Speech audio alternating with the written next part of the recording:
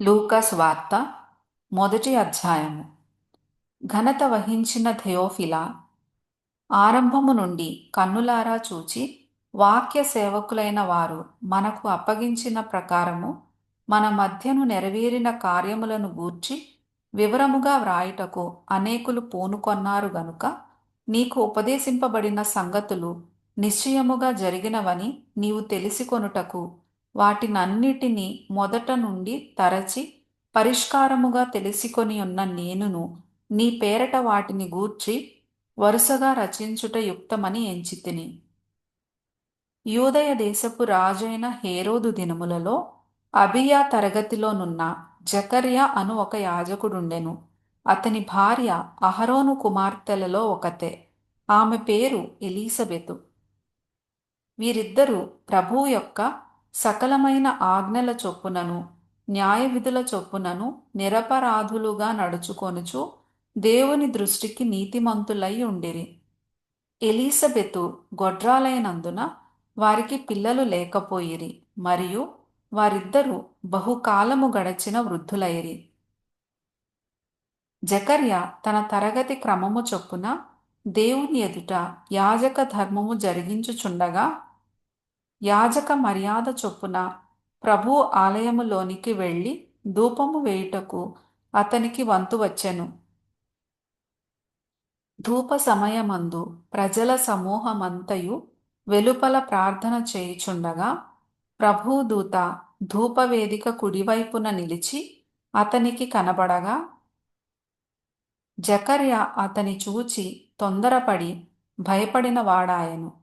అప్పుడా దూత అతనితో, జకర్యా, భయపడకుము, నీ ప్రార్థన వినబడినది.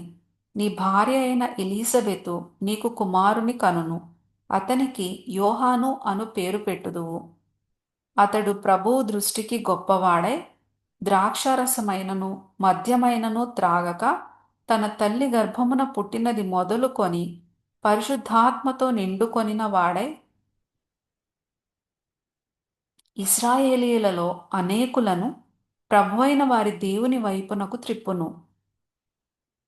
మరియు అతడు తండ్రుల హృదయములను పిల్లల తట్టునకును అవిధేయులను నీతిమంతుల జ్ఞానముననుసరించుటకును త్రిప్పి ప్రభువు కొరకు ఆయత్తపడియున్న ప్రజలను సిద్ధపరచుటకై ఏలియా యొక్క ఆత్మయు శక్తియు గలవాడై ఆయనకు ముందుగా వెళ్ళును గనుక నీకు సంతోషమును మహా ఆనందమును కలుగును. అతడు పుట్టినందున అనేకులు సంతోషింతురనెను. జకర్యా, ఇది నాకేలాగు తెలియను? నేను ముసలివాడను, నా భార్యయు బహుకాలము గడిచినదని ఆ దూతతో చెప్పగా దూత, నేను దేవుని సముఖమందు నిలుచు గబ్రియేలును, నీతో మాటలాడుటకును ఈ సువర్తమానము నీకు తెలుపుటకును పంపబడితిని. మరియు నా మాటలు వాటి కాలమందు నెరవేరును. నీవు వాటిని నమ్మలేదు గనుక ఈ సంగతులు జరుగు దినము వరకు నీవు మాటలాడక మౌనివై ఉందువని అతనితో చెప్పెను. ప్రజలు జకర్యా కొరకు కనిపెట్టుచుండి ఆలయమునందు అతడు ఆలస్యము చేసినందున ఆశ్చర్యపడిరి. అతడు వెలుపలికి వచ్చినప్పుడు వారితో మాటలాడలేకపోయినందున ఆలయమునందు అతనికి దర్శనము కలిగినదని వారు గ్రహించిరి. అప్పుడతడు వారికి సంజ్ఞలు చేయుచు మూగవాడై అతడు సేవ చేయు దినములు సంపూర్ణమైనప్పుడు తన ఇంటికి వెళ్ళెను. ఆ దినములైన పిమ్మట అతని భార్య ఎలీసబెతు గర్భవతి అయి, మనుష్యులలో నాకుండిన అవమానమును తీసివేయుటకు నన్ను కటాక్షించిన దినములలో ప్రభువు ఈలాగున చేసెననుకొని 5 నెలలు ఇతరుల కంటబడకుండెను. 6వ నెలలో గబ్రియేలను దేవదూత గలిలయలోని నజరేతను ఊరిలో దావీదు వంశస్థుడైన యోసేపను ఒక పురుషునికి ప్రదానము చేయబడిన కన్యక యొద్దకు దేవుని చేత పంపబడెను. ఆ కన్యక పేరు మరియా. ఆ దూత లోపలికి వచ్చి ఆమెను చూచి, దయాప్రాప్తురాలా, నీకు శుభము, ప్రభువు నీకు తోడైయున్నాడని చెప్పెను. ఆమె ఆ మాటకు బహుగా తొందరపడి ఈ శుభవచనమేమిటో అని ఆలోచించుకొనుచుండగా దూత మరియా భయపడకుము, దేవుని వలన నీవు కృప పొందితివి. ఇదిగో నీవు గర్భము ధరించి కుమారుని కని ఆయనకు యేసు అను పేరు పెట్టుదువు. ఆయన గొప్పవాడై సర్వోన్నతుని కుమారుడనబడును. ప్రభువైన దేవుడు ఆయన తండ్రి అయిన దావీదు సింహాసనమును ఆయనకిచ్చును. ఆయన యాకోబు వంశస్థులను యుగయుగములు ఏలును. ఆయన రాజ్యము అంతము లేనిదైయుండునని ఆమెతో చెప్పెను. అందుకు మరియ, నేను పురుషుని ఎరుగని దాననే, ఇదేలాగు జరుగునని దూతతో అనగా, దూత, పరిశుద్ధాత్మ నీ మీదికి వచ్చును, సర్వోన్నతుని శక్తి నిన్ను కమ్ముకొనును గనుక పుట్టబోవు శిశువు పరిశుద్ధుడై దేవుని కుమారుడనబడును. మరియు నీ బంధువురాలు ఎలీసబెతు కూడా తన వృద్ధాప్యమందు ఒక కుమారుని గర్భము ధరించి ఉన్నది. గొడ్రాలనబడిన ఆమెకు ఇది 6వ మాసము.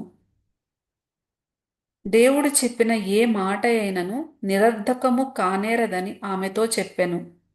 అందుకు మరియ, ఇదిగో ప్రభువు దాసురాలను, నీ మాట చొప్పున నాకు జరుగునుగాక అనెను. అంతట దూత ఆమె యొద్ద నుండి వెళ్ళెను. ఆ దినముల యందు మరియ లేచి యూదా ప్రదేశములోని కొండసీమలోనున్న ఒక ఊరికి త్వరగా వెళ్ళి జకర్యా ఇంటిలో ప్రవేశించి ఎలీసబెతుకు వందనము చేసెను. ఎలీసబెతు మరియ యొక్క వందన వచనము వినగానే ఆమె గర్భములో శిశువు గంతులు వేసెను. అంతట ఎలీసబెతు పరిశుద్ధాత్మతో నిండుకొనినదై బిగ్గరగా ఇట్లనెను, స్త్రీలలో నీవు ఆశీర్వదింపబడిన దానవు, నీ గర్భఫలమును ఆశీర్వదింపబడును. నా ప్రభువు తల్లి నా యొద్దకు వచ్చుట నాకేలాగు ప్రాప్తించెను? ఇదిగో నీ శుభవచనము నా చెవిని పడగానే నా గర్భములోని శిశువు ఆనందముతో గంతులు వేసెను. ప్రభువు ఆమెకు తెలియజేయించిన మాటలు సిద్ధించును గనుక నమ్మిన ఆమె ధన్యురాలనెను. అప్పుడు మరియ ఇట్లనెను, నా ప్రాణము ప్రభువును ఘనపరచుచున్నది. ఆయన తన దాసురాలి దీనస్థితిని కటాక్షించెను. నా ఆత్మ నా రక్షకుడైన దేవుని యందు ఆనందించెను. సర్వశక్తిమంతుడు నాకు గొప్ప కార్యములు చేసెను గనుక ఇది మొదలుకొని అన్ని తరముల వారును నన్ను ధన్యురాలని అందురు. ఆయన నామము పరిశుద్ధము. ఆయనకు భయపడు వారి మీద ఆయన కనికరము తరతరములకుండును. ఆయన తన బాహువుతో పరాక్రమము చూపెను. వారి హృదయముల ఆలోచన విషయమై గర్విష్ఠులను చెదరగొట్టెను. సింహాసనముల నుండి బలవంతులను పడద్రోసి దీనులనెక్కించెను. ఆకలిగొనిన వారిని మంచి పదార్థములతో సంతృప్తిపరచి ధనవంతులను వట్టి చేతులతో పంపివేశెను. అబ్రాహామునకును అతని సంతానమునకును యుగాంతము వరకు తన కనికరము చూపి జ్ఞాపకము చేసుకొందునని మన పితరులతో సెలవిచ్చినట్టు ఆయన తన సేవకుడైన ఇశ్రాయేలునకు సహాయము చేసెను. అంతట మరియ ఇంచుమించు 3 నెలలు ఆమెతో కూడా ఉండి పిమ్మట తన ఇంటికి తిరిగి వెళ్ళెను. ప్రసవ కాలము వచ్చినప్పుడు ఎలీసబెతు కుమారుని కనెను. అప్పుడు ప్రభువు ఆమె మీద మహాకనికరముంచెనని ఆమె పొరుగువారును బంధువులను విని ఆమెతో కూడా సంతోషించిరి. 8వ దినమున వారు ఆ శిశువుకు సున్నతి చేయవచ్చి తండ్రి పేరును బట్టి జకర్యా అను పేరు వానికి పెట్టబోచుండగా, తల్లి అలాగు వద్దు, వానికి యోహానను పేరు పెట్టవలెనని చెప్పెను. అందుకు వారు, నీ బంధువులలో ఆ పేరు గలవాడెవడునూ లేడే అని ఆమెతో చెప్పి, వానికి ఏ పేరు పెట్టగోరుచున్నావని వాని తండ్రికి సంజ్ఞలు చేసి అడిగిరి. అతడు వ్రాత పలక తెమ్మని వాని పేరు యోహానని వ్రాసెను. అందుకు వారందరూ ఆశ్చర్యపడిరి. వెంటనే అతని నోరు తెరవబడి నాలుక సడలి అతడు దేవుని స్తుతించుచు మాటలాడసాగెను. అందును బట్టి వారి చుట్టుపట్ల కాపురమున్న వారికందరికినీ భయము కలిగెను. ఆ సంగతులన్నీయు యూదయ కొండసీమలయందంతటా ప్రచురమాయెను. ప్రభువు హస్తము అతనికి తోడై ఉండెను గనుక ఆ సంగతులను గూర్చి వినిన వారందరును ఈ బిడ్డ ఏలాటి వాడగునో అని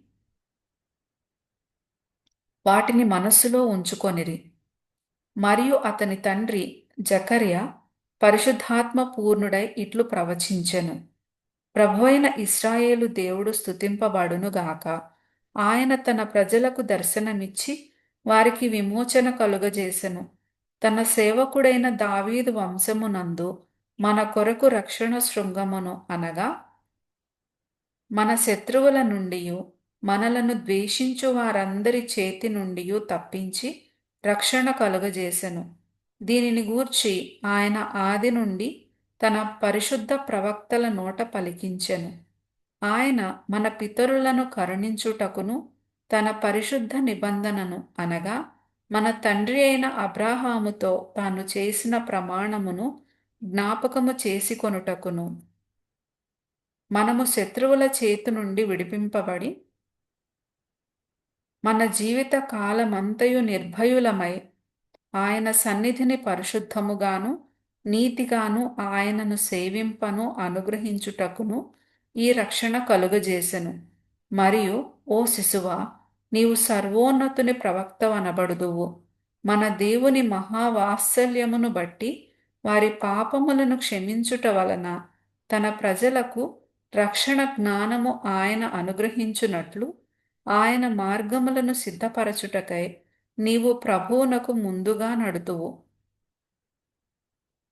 మన పాదములను సమాధాన మార్గములోనికి నడిపించునట్లు చీకటిలోను మరణఛాయలోనూ కూర్చుండు వారికి వెలిగిచ్చుటకై ఆ మహావాత్సల్యమును బట్టి పైనుండి ఆయన మనకు అరుణోదయ దర్శనం అనుగ్రహించెను. శిశువు ఎదిగి ఆత్మయందు బలము పొంది ఇశ్రాయేలునకు ప్రత్యక్షమగు దినము వరకు అరణ్యములో నుండెను.